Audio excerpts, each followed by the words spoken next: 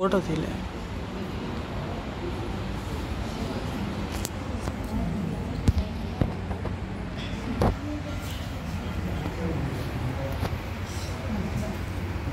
షేక్ చేయి నెట్టి కొట్టు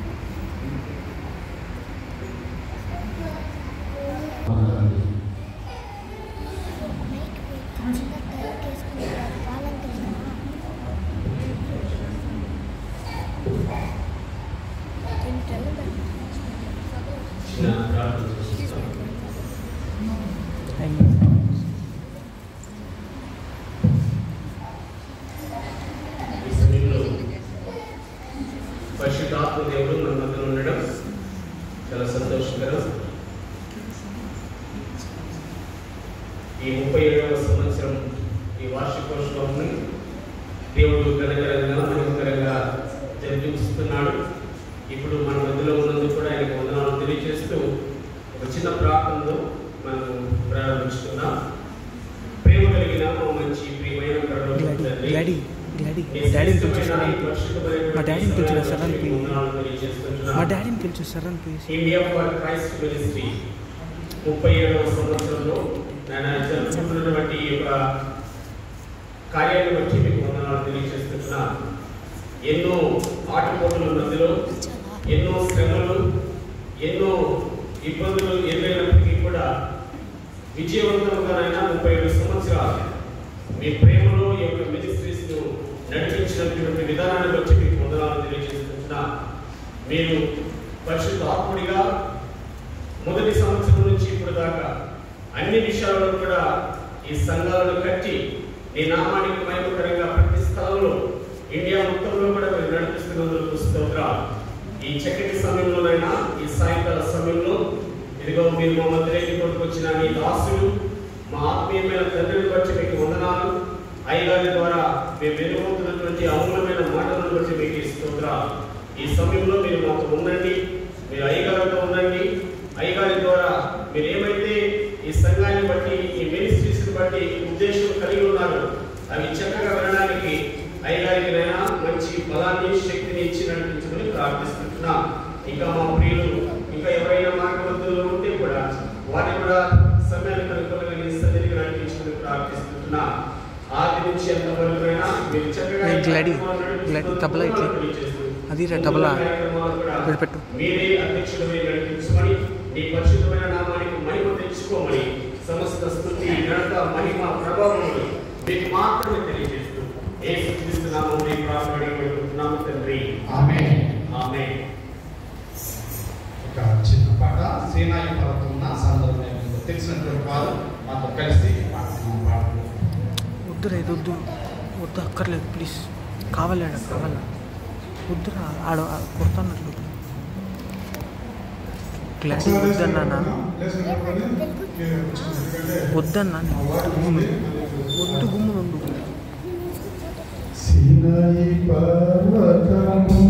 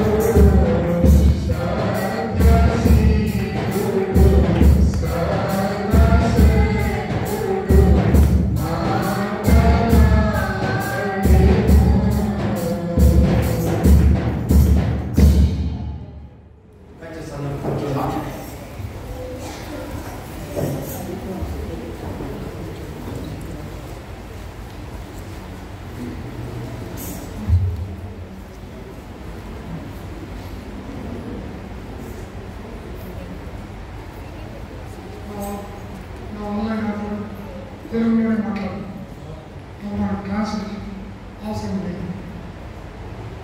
ఒక సమయం నాకు మంచిగా దొరుకుతుంది. కొంచెం సేపు మాట్లాడు. ఈరోజు నాకు అంత ఆరోగ్యం బాగాలేదు, అసలు రాలేని అనుకున్నా.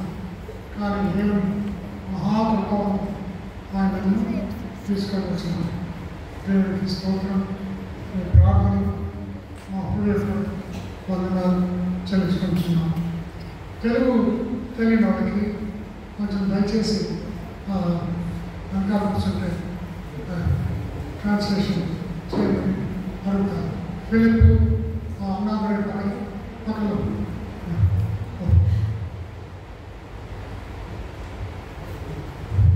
ఇంకా ఎవరికన్నా తెలుగు అర్థంగా అవుతుందా? అందరికీ అర్థమవుతుంది.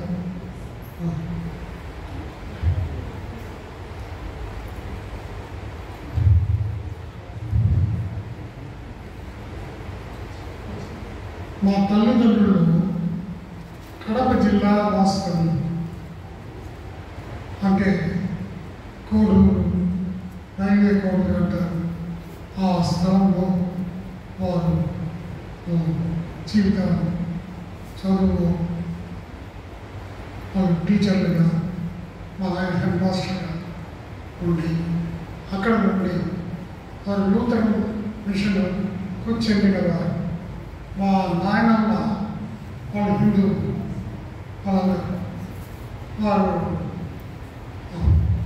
ఆ రోజుల్లో నూతన మిషనరీ సువార్తను బహు ఘనంగా వారు ప్రచురించి ఒక్కొక్క స్థలానికి వెళ్ళి వాక్యాన్ని ప్రకటించినప్పుడు మా నాయనమ్మ యేసు ప్రభువును అంగీకరించింది. కారణం ఏమంటే మా నాయన 2 నెలల బిడ్డగా ఉండేటప్పుడు వాళ్ళ పొలాల్లో అన్నింటిలో పని వాళ్ళకున్న అది చేసినప్పుడు ఏమో నాకు సరిగ్గా తెలియదు. కానీ నాకు చెప్పబడింది మా తాతగారు అంటే మా నాన్నగారు ఒక పాము కలిసి ఆ రోజుల్లో మందులు లేక ఆయన చనిపోయినాడు. అప్పుడు మా నాన్నమ్మ ఇక బ్రతికి ఎందుకు మాకేం లేదే, ఈ 2 నెలల బిడ్డను నేనేం చేసి నేను పెంచగలను అని తమ బంధువుల మిత్రాలు ఎవరిని నమ్మకుండా ఇంకెందుకు ఈ లోకం అని అనుకున్నాను. ఒకరోజు ఇంక నా బిడ్డను చంపేసి నేను కూడా చచ్చిపోతే ఏ తొందర ఎవరికి ఉండదు. నేను ఆ రోజుల్లో విధవరాలను సరిగ్గా చూసేవారు. వారు చూస్తే అసహించుకునేవారు. వారు ఉదయకాలం ఎవరి ముందర రాకూడదు, వారు అసహించబడిన వారు అని ఒక చెడ్డ పేరు. అందువల్ల ఆమెమంటే ఇక బ్రతికి ఏమున్నా లోకంలో లాభం లేదు, బ్రతికి లాభం లేదు, చనిపోవాలా అనే పరిస్థితిలో మిషనరీకి వెళ్ళి యేసు ప్రభువు అటువంటి వారికి జీవము, బ్రతుకు, సమాధానము, ఒక ఉన్నతమైనటువంటి స్థానము ఇవ్వాలని కోరి ఆయన పరలోక రాజ్యాన్ని వదిలిపెట్టి ఈ లోకానికి వచ్చి ఆయన ఏం చేసినారు? మన పాపములను, మన బాధలను, మన కష్టాలను ఆయన మీద వేసుకొని ఆయన ఏం చేసినారు? శిలువ రావడం మీద మన కొరకు తన సొంత జీవితాన్ని అర్పించినాడు. తన పరిశుద్ధమైన రక్తాన్ని కార్చినాడు.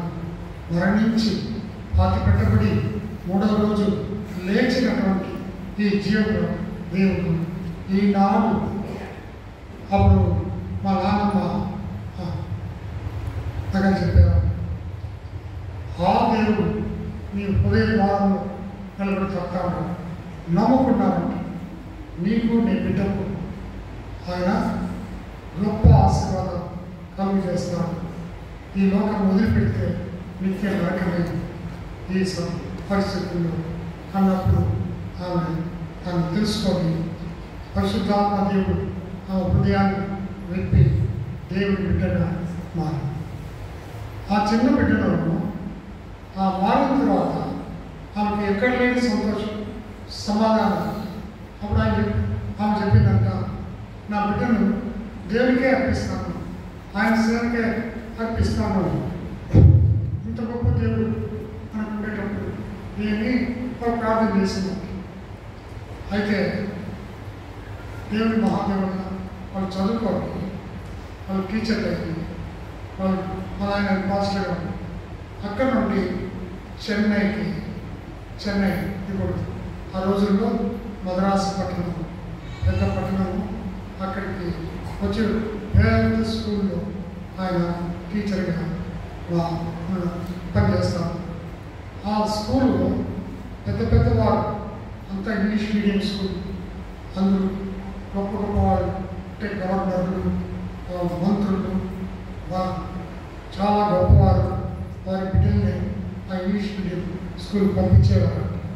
అటువంటి వారితో సంబంధం కలిగి ఆ రోజుల్లో ఒక గొప్ప సువార్త కూట, అంటే మా నాన్న నూతన మిషన్లో మళ్ళీ యాక్టివ్గా ఉంది.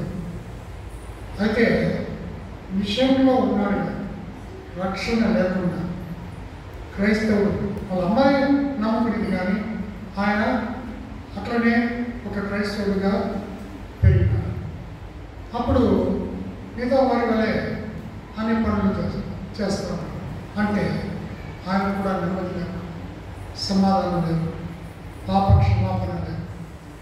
ఎట్లా ఈ లోకంలో పైకి రావాలా అనే ఒకే ఉద్దేశంతో ఆయన చాలా కష్టపడి పైకి వచ్చి, అప్పుడు ఒక కూటమిలో బక్సింగ్ గారు ఆయనకు కూడా పనిచేసేవారు. వారు వాక్యం చెప్తా ఉంటే యేసు ప్రభువును ఆయన తన సొంత రక్షణను అంగీకరించి ఆనాటి నుండి తాను దేవుని వాక్యం బాగా నేర్చుకుని ఈ చెన్నై అంటే మద్రాసు పట్టణంలోకి వచ్చినప్పుడు అక్కడ బక్సింగ్ గారి సంఘము అప్పుడే స్థాపింపబడింది. ఆ రోజుల్లో అప్పుడు ఆయన ఆ సంఘానికి వెళ్ళి అక్కడ మా అమ్మ మా నాయన నేను చిన్న అంటే బిడ్డ మా వాడు నేను పుట్టకుండానే అక్కడికి పోయి చేరుకున్నారు.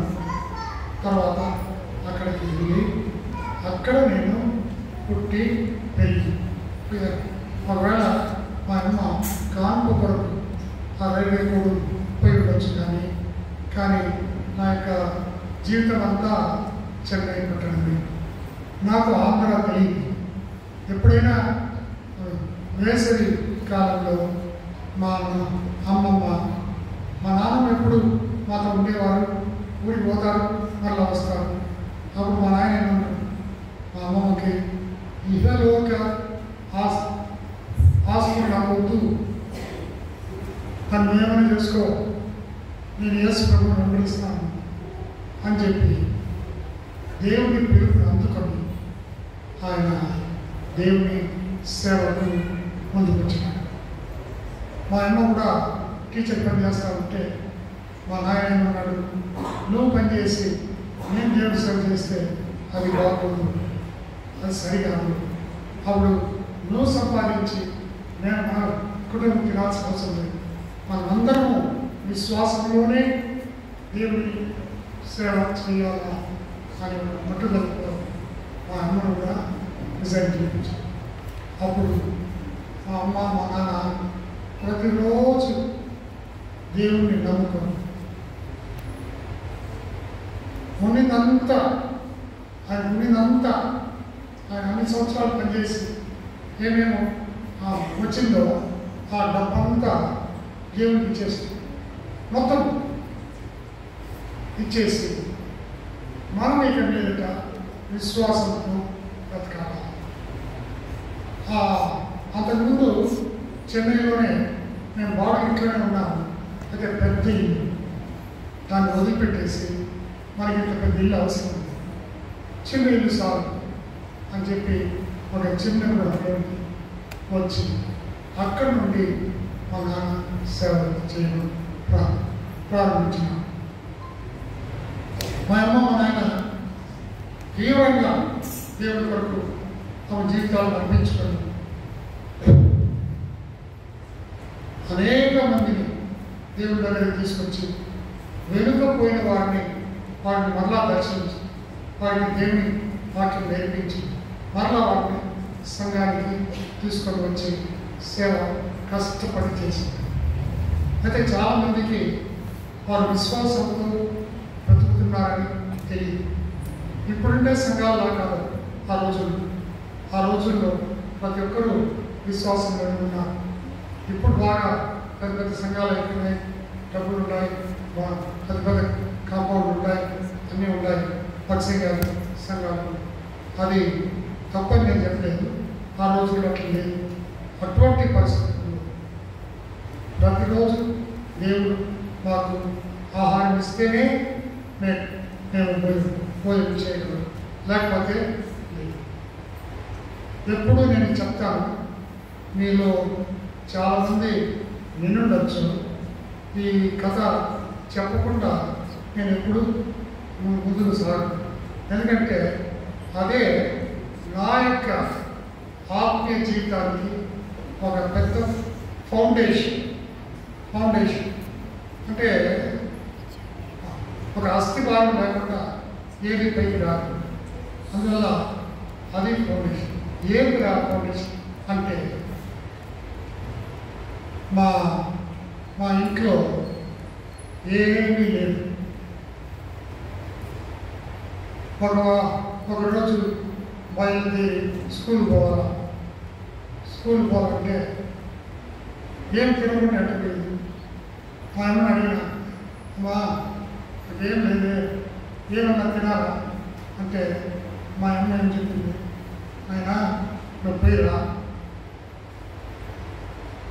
మధ్యాహ్నం నెల్లు పెడతాను వచ్చే, నేను మంచి భోజనం తయారు చేసి పెడతా, పెట్టిన తర్వాత నువ్వు ఫోన్ చేసుకొని మళ్ళీ స్కూల్కి వెళ్ళిపో అని చెప్పి. సరే అమ్మా అని చెప్పి కష్టంతో పోయి ఎప్పుడు అప్పుడు 1 గంటకు స్కూల్ బెల్ కొడతాను. ఆ బెల్ కొడతానే కొంచెం దూరమే స్కూల్ నుంచి ఇంటికి పరిగెత్తుకొని వచ్చాను. ఎందుకు వచ్చినాను? అమ్మ మంచి భోజనం చేసి పెట్టుకుంటాను, తిందామని వచ్చాను. అక్కడికి వస్తే మా అమ్మ ప్రార్థన చేస్తాను, మా నాయన స్వార్థ సేవకుడు, ఇంట్లో ఏమీ లేదు, పొయ్యి కూడా ఉంటాడు. ఆ రోజుల్లో ఈ గ్యాస్ కవర్ లేవు, పొయ్యి ముట్టేస్తేనే ఏమన్నా ఉంటుంది. నేను పోయి కిచెన్లో పోయి చూస్తాను, ఏమీ లేదు. నాకు భలే కోపం వచ్చింది, భలే ఆకలి, ఏం చేయాలో తెలియదు. మా అమ్మని పట్టుకొని ఏం నాకు చేసినా, నిన్ను అనుకో నేను వచ్చినాను, నాకు ఎట్లా నువ్వు చదవమంటావు, నేను ఎట్లా చదివేది, ఇంట్లో ఎందుకు ఉంటున్నాను, ఎందుకు ఇట్లుండాలి అని చెప్పి కోపంగా ఏడ్చిన.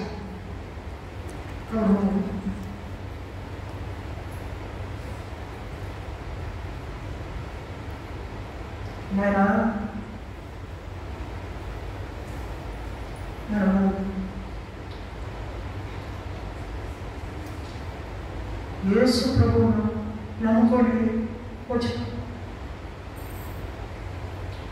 ఆయన ఏమన్నాడు, అడుగుడి మీకు ఇలా బాగుంటాడు, మీరు నన్ను ఏమన్నా నేను ఇస్తాను అని చెప్పినాడు. ఈ వాక్యము నాకు నీకు ఇద్దరికి ఒకటే. ఇప్పుడు మీకు ఆకలి, మీకు ఏం కావాలన్నా సరే ఇప్పుడే మోకాలు యేసు ప్రభువుని అడుగు, ఆయన ఏం చేస్తాడు? ఇస్తాడు. నేనేమంటున్నాను? ఆయనంటే మంచి భోజనం వేయడు, ఎప్పుడు మార్కెట్కి పోయేది, ఎప్పుడు మేము కొనుక్కొని వచ్చి అన్నీ వండేది, ఎవరు ఇస్తారు మంచి భోజనం? నాకు అవన్నీ ఏమవుతు, బేకరీలో బ్రెడ్ అన్నప్పుడు కొంచెం కాఫీ అయినా పెట్టిస్తారు అన్నారు. బ్రెడ్ అందుకొని తినేసి నేను పోతాను కదా స్కూల్కి, కొంచెమన్నా ఆకలి తగ్గుతుంది అని అన్నా. ఆయన నీకు ఏం కావాలో ఆయన అడుగు అని ఇస్తాను. అప్పుడు నాకు వేరే మార్గం లేదు. మోకాడు వెళ్ళి, ఎస్ ప్రభువా నాకు ఆకలిగా ఉన్నది, మా ఏమో చెప్తానండి, నేను ఏమడిగినా నువ్వు నాకు ఇస్తావు, నువ్వు నాకు ఇచ్చేటట్టుంటే ఇప్పుడే నాకు బ్రెడ్ కాఫీ కావాలి, తినేసి గంట అయిపోతాను, నేను మళ్ళీ స్కూల్కి పోవాలి, బ్రెడ్ కాఫీ నాకు ఈ ప్రభువా నేను ఏమడిగినా ఇస్తాను అని నువ్వు చెప్పినా అని ఆయన చెప్తాను అని ప్రార్థన చేశాను. నేను చేస్తూ ఉంటే ఎవరో తలుపు చెప్తాను, పోయి తలుపు చెప్తా ఉంటే పోయి తలుపు తెలిసి మా నాయనకి ఒక మంచి ఫ్రెండ్ ఉన్నాడు. ఆయన హైకోర్టులో పెద్ద లాయర్, చాలా పెద్ద ఆయన, వాళ్ళకి పెద్ద పెద్ద వాళ్ళందరూ తెలుసు. ఆయన మా నాయనకి మంచి ఫ్రెండ్. ఆయన అక్కడికి వచ్చి ఆ తలుపు దగ్గర నా చేతికి 2 ఇంతలా బ్రెడ్ ఫ్రెష్గా బేకరీలో, ఆ రోజుల్లో ఇప్పుడులాగా అంగళ్ళలో బ్రెడ్ దొరకదు, బేకరీలోనే అవి స్పెషల్ బ్రెడ్ అంటే పెద్దదిగా ఉంటుంది, భలే వాసన వస్తుంది ఆ బేకరీ పక్కన పెట్టి. అటువంటి బ్రెడ్ 2 తెచ్చి నా చేతిలో పెట్టేసి అని వెళ్ళిపోయినా. ఏం మాట్లాడినా? మా అమ్మ ఇంట్లో కాఫీ ఉంటే ఆ కాఫీ తయారు చేసి నాకు పెట్టింది, కాఫీ బ్రెడ్. అప్పుడు మా అమ్మ ఏం చెప్పిందంటే, నాయనా నేను చెప్పినాను, నన్ను ఏమడిగినా ఇస్తాను అని చెప్పిన వేసుకోవాలి. మన విశ్వాసం బట్టి మనం అడిగినాం. ఏమడిగినాము? Bread coffee అడిగినాము. యేసు ప్రభు ఏం చేసినాడు? వెంటనే ఆయన ఇచ్చినాడు. అప్పుడు ఆమె ఏం చెప్పిందంటే, దేవుని వాక్యము సత్యము, దేవుని వాక్యము నిజమైనది, నీవు ఏది అడిగినా ఆయన ఇస్తాడు. ఆయన నమ్ముకుంటే, ఆయన ఎవరు నీకు తెలిస్తే, నువ్వు అడిగితే నీ విశ్వాసాన్ని బట్టి ఆయన చిత్త ప్రకారం ఇస్తావు. ఏదంటే అది అడిగితే ఇవ్వదు. కొంతమంది ఏమంటారు, ఏదైనా ఇస్తాడు ఎందుకు ఇవ్వలేదు అని అంటే కాదు. ఏది అవసరమో అది మనం అడిగినప్పుడు ఆయన ఆనాడు నా యొక్క విశ్వాసం నా హృదయంలో నాటుకుపోయింది. అప్పుడు ఈ యేసు ప్రభు నాకేమన్నా చేయగలరు, నేనేం చేయాలా? ఆయన నమ్ముకోవాలి. నా చర్చిలో సంఘంలో సండే స్కూల్కి పోయినప్పుడు నేను నా సండే స్కూల్లో యేసు ప్రభు సొంత రక్షకుడిగా అంగీకరించని అని అడిగినప్పుడు 21వ అధ్యాయం 8వ వచనం పట్టణ గ్రంథంలో ఉందండి. చాలా పాపాలు చేసేవాళ్ళం అగ్ని గుండంలో 6000 మంది. లాస్ట్ ఏమంటే అబద్ధీకులందరూ అబద్ధం చెప్పేవాడు, వాళ్ళందరూ కూడా ఆడిపోతారు ఆ నిత్య నరకం. ఈ రోజుల్లో అబద్ధం చాలా ఈజీగా చెప్పేస్తారు. అబద్ధం అంటే అది అబద్ధం కాదని అనుకుంటారు. అబద్ధీకులు ఎక్కడ పోతారు? చదివి చూడండి. 21వ అధ్యాయం 8వ వచనం కడాపిల్లలు చదవండి ఎవరు గట్టిగా. అబద్ధికులందరూ అగ్ని కంటకముతో మండు గుండములో పాలు పొందుదురు, ఇది 2వ మరణము. అబద్ధీకులందరూ అగ్ని కంటకములతో మండు గుండములో పాలు పొందుదురు. పారవేయబడుతారు. ఎంత భయంకరంగా చూడండి. మనం అనుకుంటున్నాము ఈ లోకంతో సెట్ అయింది, ఇంకేం లేదు అని అనుకుంటున్నాం. మన ఇష్టప్రకారం చెప్పచ్చు. ఈ రోజుల్లో అందరూ చెప్తున్నారు, సేవకులు కూడా చెప్తారు, మంచిగా చెప్తారు. బిలీవర్స్ చెప్తారు. ఎవరినైనా ఆయా సమయానికి ఏదో చెప్పేసి వెళ్ళిపోతారు. అయితే వీటిని సీరియస్గా ఎవరు ఎత్తుకునేది లేదు. నేను ఆ రోజు దాన్ని తీసుకొని ఎస్ ప్రభువా, నా జీవితంలో నన్ను అబద్ధం చెప్పకుండా, నన్ను అగ్నిలో లేకుండా నన్ను కాపాడుతున్నాను. ఉదయంలో మీద నన్ను నీ బిడ్డగా చూసుకో, ఆ పాపాలన్నీ నీ పరిశుద్ధమైన రక్తంతో కడుగు అని నేను ప్రార్థించిన దేవుడు నన్ను ఆయన బిడ్డగా చేసుకో. నేను మీకు బాగా అర్థమైంది. ఎక్కడో ఉన్నవాడిని, నాశనం అయిపోయేవాడు దేవుడు ఏం చేసినాడు? లేకున్నాడు. ఆయన ఎవరు బిడ్డగా చేసినాడు? ఒకవేళ మా నాయనమ్మ హిందువురాలుగా ఉంటే అగ్నే ఉంటాడు, అదే నమ్ముతారు, అగ్నే ఉంటాడు. ఏమైపోయిందో మా జీవితం. కానీ దేవుని కృపను బట్టి ఆయన చిత్తానుసారంగా మమ్మల్ని దేవుడి బిడ్డగా చేశారు. మా నాయన మా అమ్మ చాలా కష్టపడి సేవ చేశారు. నేను ఎస్ఎస్ఎల్సి చదివేటప్పుడే మా నాయన చాలా సేవ చేసి కొన్ని సంఘాలు స్థాపించి హన్మకొండ, వరంగల్, ఇంకోటి కాజీపేట, ఈ 3 సంఘాలు అప్పుడు ఆయన బాక్సింగ్ గారితో పనిచేస్తాం. ఆ సంఘాలు స్థాపించి మరలా చెన్నైకి వచ్చి కొంచెం సిక్ అయ్యి వెంటనే అప్పుడు మా అమ్మ ఒకటే. అయితే మా అమ్మ ఆ దేవుణ్ణి వదిలిపెట్టకుండా మాకు ఆ విశ్వాసంలో ఇంకా ఎక్కించు ప్రతిరోజు దేవుని సహాయంతో మేము చదువుకోగలిగిన సహాయం వచ్చి 4 సంవత్సరాలు మా అమ్మ ఉండింది. అయితే ఆమె కూడా చాలా సిక్ అయింది. క్యాన్సర్ వ్యాధి ఆ రోజుల్లో ఎదురు అటువంటి వ్యాధి ఆమెకు వచ్చింది. ఎందుకు వచ్చిందా నాకు తెలియదు. ఆమె చాలా కష్టపడింది. అయితే ఆ వ్యాధితో ఆమె కడపటి వరకు సేవ చేసింది. మాకు దేవుని మార్గాన్ని చూపించింది. అప్పుడు నేను బిఎస్సి సెకండ్ ఇయర్ చదువుకుంటాను.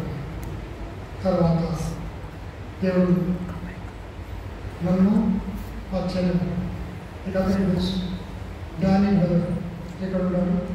డానీ బ్రదర్ ఒక అమ్మ, మా చెల్లెలు, మా ఇద్దరిని దేవుడు భద్రంగా కాపాడు. మా చెల్లెలు 6వ తరగతి చదువుతా ఉన్నారు.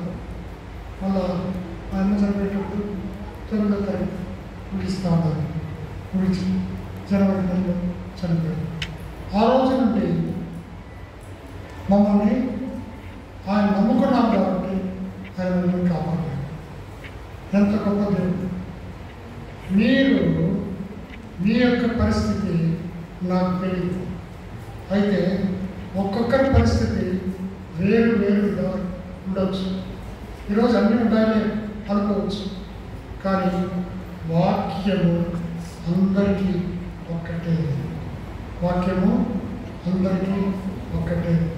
మన జీవితాల్లో మనం అబద్ధం చెప్పకుండా దేవుని వాక్యానికి లోబడి యేసు ప్రభువును అంగీకరించి ఆయన మార్గంలో నడిస్తేనే మోక్ష రాజ్యం చేరగలరు. ఈ లోకం కొంతకాలమే. ఈ లోకము మనం అనుకుంటాం ఇప్పుడు దేవుడు నన్ను 8 సంవత్సరాలు కాపాడు. నేను అనుకోలే. మా నాయన 42 ఏళ్ళలో చనిపోయింది. మా అమ్మ 39 సంవత్సరాలు చనిపోయింది. అంటే మేము అంతకాలం బతకలేమో అని మేము అనుకున్నాం. కానీ దేవుడు చేసినాడు. మా చెల్లెలు నన్ను భద్రపరచు. ఇన్ని సంవత్సరాలు మీకు అందరికీ తెలుసు. రేపు నాకేమవుతుంది? 77 సంవత్సరాలు ముగించిపోతాను. ఎంత గొప్ప దేవుడు! నేను వెనక్కి తిరిగి చూస్తే ఇంతలాగానే ఉండాలి. అంతలో ఇప్పుడు 77 సంవత్సరాలు అయిపోయింది. ఇంత ఎట్ట అయ్యో వెనక్కి పోదాము నేను అవన్నీ సరిగ్గా చేయలేదు అప్పుడు చేయలేదు అని అనుకుంటే వస్తుందా? అయితే నా జీవితంలో నేను చూసింది ఏమంటే చిన్న బిడ్డల నుంచి, హై స్కూల్ పిల్లల నుంచి, బిడ్డల నుంచి, కాలేజీ చదువుకునే పిల్లల నుంచి, యవనస్తులు పెళ్లి చేసుకొని సంవత్సరం కూడా బతకలేక ఉన్నవారు, బిడ్డలు కానీ చనిపోయేవాడు, బిడ్డలు తల్లి గర్భంలో ఉండేటప్పుడే తండ్రులు చనిపోయిన వాళ్ళు ఎంతోమంది, వేల మంది నేను చూస్తున్నాను. అయితే దేవుడు నన్ను కాపాడు.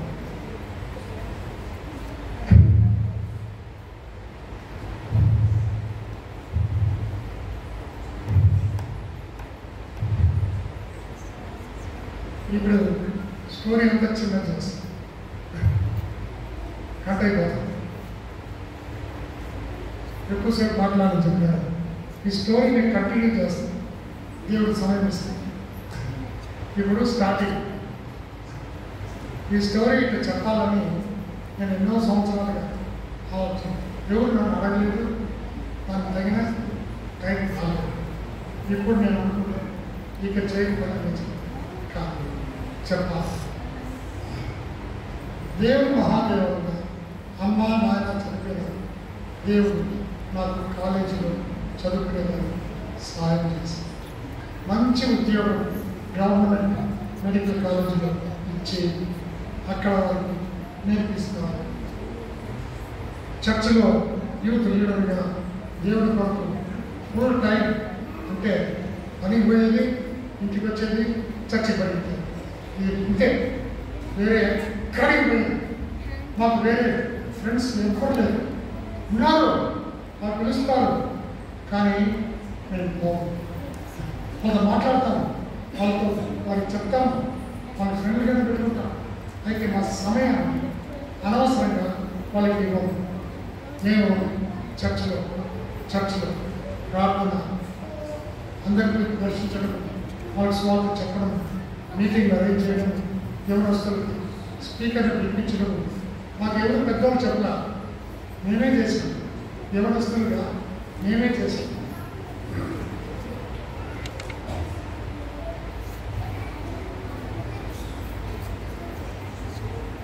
ప్రభు గొప్పగా మమ్మల్ని ఇప్పుడు పని రాజీనామా చేయడం ఆయన యొక్క చిత్త ప్రకారం నాతో కూడా ఉన్న యవనస్తులు ఒక్కొక్కరు ఒక్కొక్క దేశానికి పడాలి. ఇదే బహ్రెయిన్, కువైట్, ఇంకా సౌదీ అరేబియా, ఇంకా ఖతార్, ఇంకా అక్కడ ఉండే స్థలాల్లో మంచి మంచి పనులు దొరికితే వాళ్ళు వెళ్ళినారు. కొంతమంది దూరంగా వెళ్ళారు. అప్పుడు వచ్చే లీడర్లు పెద్దోళ్ళందరూ పోతా ఉన్నారే, అప్పుడు ఏమన్నారు, నన్ను ఈనాడికి పోతాడు, నెక్స్ట్ అందరూ ఏమనుకున్నారు, ఈయన అమెరికాకి వెళ్ళిపోతాడు, అక్కడ పని దొరుకుతుంది అని అన్నారు.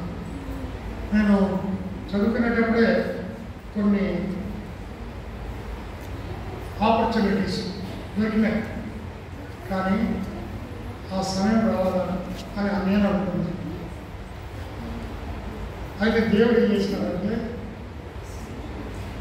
నిన్ను నేను ప్రత్యేకింపబరచినాను. సీనాయి పర్వతం మీద దేవుడు ఏం చేసినాడు, మాట్లాడు.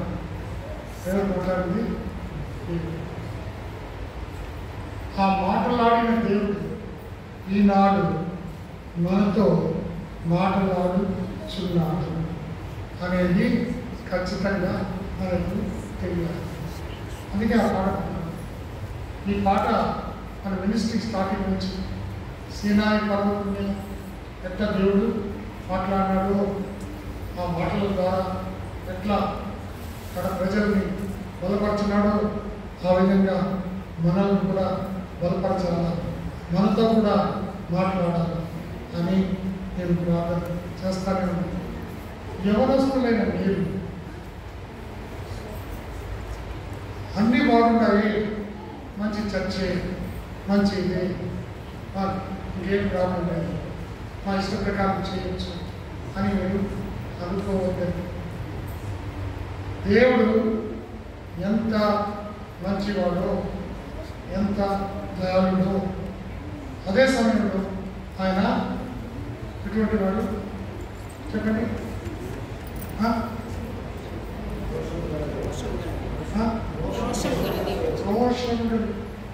రోషముడు అంటే ఏంటి? ఆయన మనిషి ప్రకారం చేస్తాడు, ముందు పెట్టిస్తాడు.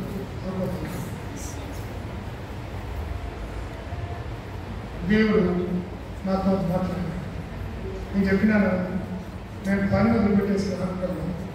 మా అమ్మ మా నాన్న పనులు వదిలిపెట్టేసి నేను చాలా కష్టపడినా, నేను పని చేసుకుంటా నీకు సేవ చేస్తాను అని చెప్తాను. పని చేసుకుంటా సేవ చేస్తాను.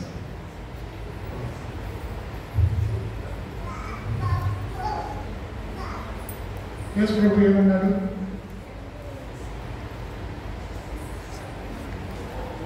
అది మీ ఇష్టం, అది మీ చిత్తం.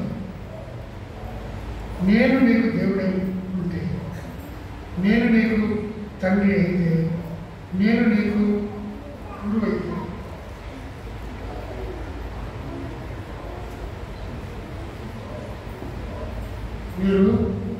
నువ్వు నన్ను వెంబడించు, నేను నిన్ను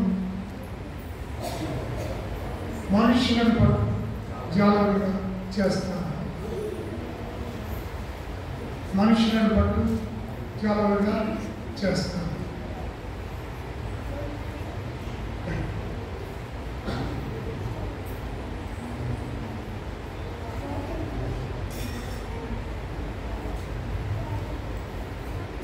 అని పిలిచినాడు. నేనేమన్నానంటే, యేసు ప్రభువా, నా డబ్బు ఎంత కావాలో నీకు ఇస్తా, నా జీవితంలో ఎన్ని పర్సెంట్, 10% ఇస్తాను, అది కూడా ఇవ్వు, 10% కూడా ఇవ్వు. మనం ఏం చేస్తాము? మనకే పెట్టుకుంటాం. నేను చెప్పిన ఎన్ని పర్సెంట్ అయినా నేను ఇస్తాను కదా. నేను పని చేసుకొని సేవకులు చాలామంది కష్టపడతా ఉంటారు, వాళ్ళకు సహాయం చేయాలి అని నేను అనుకున్నాను. దేవుడు ఏమన్నాడంటే, అది మీ పని కాదు, సాయం చేసే పని మీకు కాదు, మీకని నేను ఒక పని ఏర్పాటు చేసిన. ఆ పని చేయాలంటే అన్నీ వదిలిపెట్టి నా వెంబడిగా. క్లుప్తంగా చెప్పాలంటే, ఆయన శబ్దం ఎట్లా సీనాయి పర్వతం మీద వాళ్ళు విన్నారో అదేవిధంగా నేను ఆ శబ్దానికి నేను లోబడి నా పని రాజీనామా చేసి దేవుని సేవలోకి వచ్చాను. నేను మళ్ళా నెక్స్ట్ టైం వచ్చినప్పుడు నేను కంటిన్యూ చేస్తాను.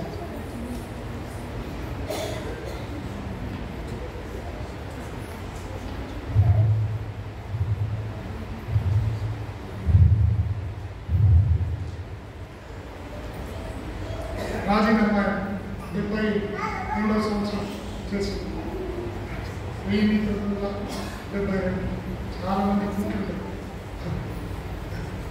అప్పుడు ఆ పని రాజీనామా చేసి ఆనాడు నుండి ఈనాడు వరకు 53 సంవత్సరాలు.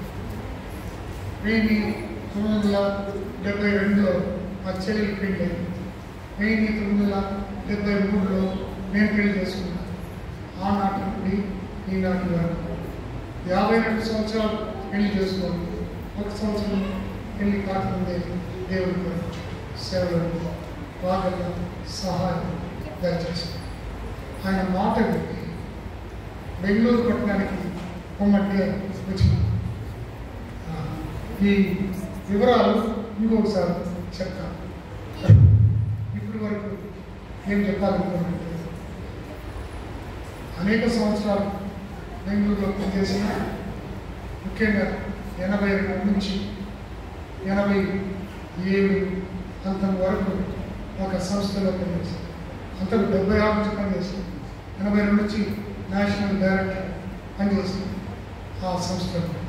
అక్కడ నుండి దేవుడు మమ్మల్ని బయటికి తీసుకొచ్చి ఇండియా ఫర్ క్రైస్ట్ మినిస్ట్రీస్ 37 సంవత్సరాలకు పూర్వం స్థాపించబట్టి చేశాం. ఆ సమయంలోనే మేము కొంతమంది సేవకులు తీసుకున్నాం. వాళ్ళలో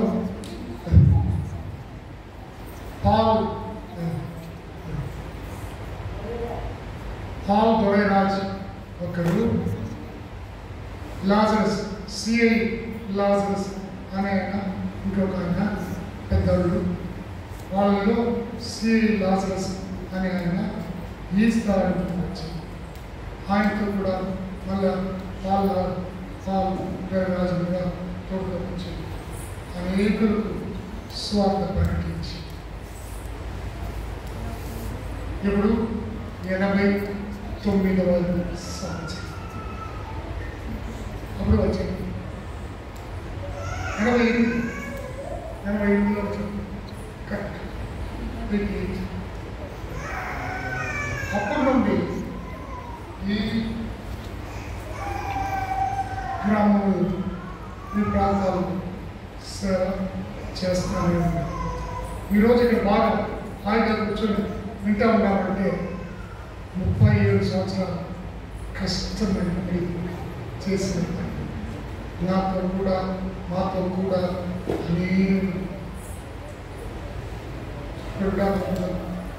అనేక సంవత్సరాలు 15, 20, 25, 30, 36 సంవత్సరాలు పనిచేసి ఆ సోదరుడు చెప్పిన దేవుని దగ్గరికి వెళ్ళినారు.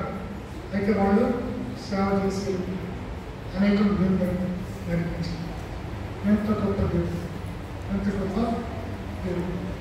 ఈరోజు ఎన్ని ప్రోగ్రాంలు, ఈ స్థలంలో వందలాది ప్రజలు, యాక్చువల్గా చెప్పాలంటే వేలాది ప్రజలు వచ్చి వాక్యం విని, పిల్లలు, మధ్య వయస్సులు, పెద్దలు, వయసైన వాళ్ళు దేవుని వాక్యం విని దేవునిలో స్థిరపడి అనేకులు చనిపోయినారు. మేమందరము ఇంకా ఉచ్చబడి దేవుడు పిలిచినప్పుడు మనం కూడా బాగుంది. అయితే ఆయనకు నమ్మకంగా ఉండాలి. మనమందరూ మానవులు అంటే బలహీనం చేయకూడదు. స్వామి లేదు, బలహీనమైన మనం అని ఏర్పాటు చేసుకున్నాడు. ఆయన ఏమంటున్నాడు, ఈ బలహీనత చూడబాక నా బలం చూడు, నన్ను చూచి ముందుకు సాగు అని చెప్తాను. అందువల్ల దేవుని బిడ్డలమైన ఆయనను చూచి ముందుకు సాగు. ఆయన ఏం చేస్తారు, ఏది కూడా కొద్దిగా చేయరు. అమెరికాలో పనిచేస్తే అమెరికాలో బిఆర్ ఉండాలి, అది మంచిగా చదువుతుంది. ఈ లోకంలో 1,000 డబ్బు సంపాదించుకోవచ్చు. అయితే దేవుడు ఏం చేస్తాడు, మీకు అమెరికా మాత్రమే అనేక రాజ్యాలు చూపిస్తానని నాకు చూపించాడు. ఎన్ని దేశం దేవుడు తీసుకున్నాడు. ఎందుకు తీసుకున్నాడు?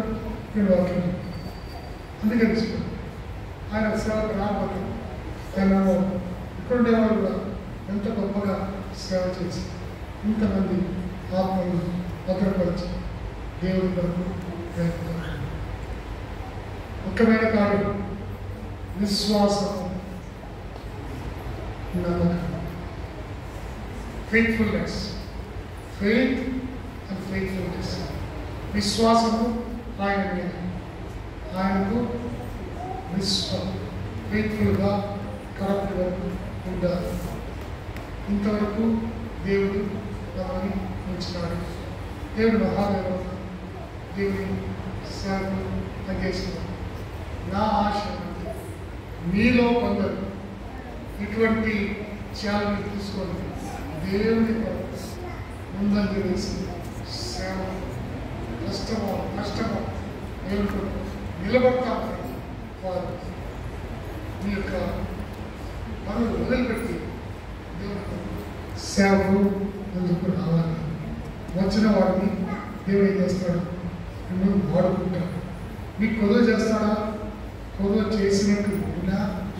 ఏ కొలువ ఉంచగలదు? నా బిడ్డలను ఆశీర్వదించిన, నిన్ను ఆశీర్వదిస్తాడు, నీ బిడ్డలను ఆశీర్వదిస్తాడు, నీ కుటుంబాన్ని ఆశీర్వదిస్తాడు. సేవకులందరూ ఏమీ లేకుండా ఈ ఊరికి వచ్చిన ఎంత గొప్పగా ఆశీర్వదించున్నారు. మీ కట్టుకుంటే చూస్తారు. వీళ్ళందరూ వాళ్ళ ఊరికి వదిలిపెట్టి, మీరు కూడా చాలామంది మీ ఊరు వదిలిపెట్టి వచ్చి దేవుడు అని ఆశీర్వదిస్తారు. ఇంతకన్నా ఎక్కువ నేను చెప్పలేను. ఎందుకంటే 2 రోజులుగా తిరుగుతాను. ఇప్పుడు కూడా పడిపోయేలా అందుకే అప్పుడు పిల్లలు నాకు దూరంగా వెనకాల తిరుగుతాను. దేవుడు నాకు మంచి ఆరోగ్యం, బలం ఇవ్వాలని మీరు ప్రార్థన చేయండి. ఈ ఆశీర్వాదాలు ఈ సంఘం నిండి కోరి దేవుని అనేక సంఘాలు మీరు స్థాపించారు. ఇప్పుడు మీరు స్థాపిస్తూ ఉంటారు, సంతోషం. ఇంకా అనేక సంఘాలు మీరు స్థాపించాలన్నది మా ప్రార్థన. దేవుడు మిమ్మల్ని ఆశీర్వదించుగాక. ఆమేన్.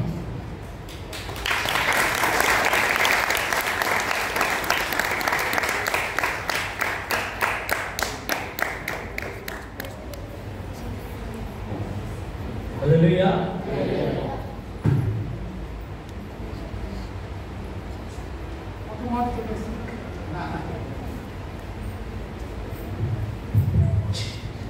వాక్యంతో మొదలు పెట్టాలనుకున్నా.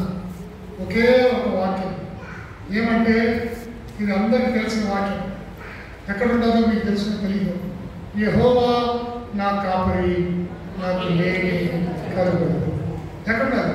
Psalms 23 కీర్తనలు 23:1. యెహోవా నా కాపరి. 77 సంవత్సరాలు యెహోవా నా కాపరి, నాకు లేమి కలుగదు. ఏ కొద్దిగా ఏది కావాలని ఇస్తాడు. కాఫీ కావాలంటే కాఫీ ఇస్తాడు, బ్రెడ్ కావాలంటే బ్రెడ్ ఇస్తాడు, బిర్యానీ కావాలంటే బిర్యానీ, ఏది కావాలన్నా ప్రభువుకి ఇస్తాడు. అయితే అన్నిటికన్నా కోరదగింది ఆత్మకు దేవుడి రాజ్యంలో చేరాలి. అది కొదువ లేకుండా ఉండాలి. ఆత్మలు దేవుడి రాజ్యంలో చేరేది కొదువ లేకుండా ఉండాలి. ఆ కాపరి దగ్గరికి మనం తీసుకొని రావాలా అనేది నా ప్రార్థన. దేవుడు ఆశీర్వదించాలి. Thank you, Uncle. Thank you so much.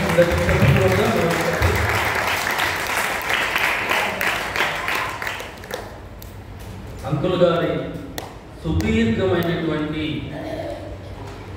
జీవిత ప్రయాణంలో తన సుదీర్ఘమైనటువంటి సేవా పరిచర్య ఇంత చక్కగా తనకి ఓపిక లేకపోయినప్పటికీ మనందరితో కూడా ఈ రీతిగా ఈ సాయంకాల సమయంలో పంచుకోవడానికి దేవుడు సహాయం చేసిన విధానాన్ని బట్టి నేను దేవునికి వందనాలు చెల్లిస్తుంటున్నాను. అంకుల్ గారి యొక్క ప్రయాస, ఈ 37 సంవత్సరాల కష్టం ఏదైతే అంకుల్ గారు పడి ఉంటున్నారో దానికి ఫలితం మన భారతదేశం అంతటిలో మనం చూస్తున్నటువంటి పరిచర్య IFCM సంఘం ద్వారా ఈ 37 సంవత్సరాలే కాకుండా రాబోయే రోజుల్లో మరింత బలంగా అంకుల్ గారికి దేవుడు మంచి ఆరోగ్యము, బలము, శక్తినిచ్చి ఈ పరిచర్యను ముందుకు కొనసాగించాలని మనం అందరం కూడా అంకుల్ గారి కొరకు, అంకుల్ గారి కుటుంబం కొరకు ప్రార్థించాల్సిందిగానే మనం చేసుకుంటున్నాను. అంకుల్ గారు మన ఆహ్వానాన్ని మన్నించి సహకరించకపోయినప్పటికీ, బలహీనంగా ఉన్నప్పటికీ ఆరోగ్యము మన మధ్యకి వచ్చి ఇంత మంచి వర్తమానాన్ని అందించినటువంటి అయ్యగారికి మరొకసారి గట్టిగా చెప్పవచ్చు.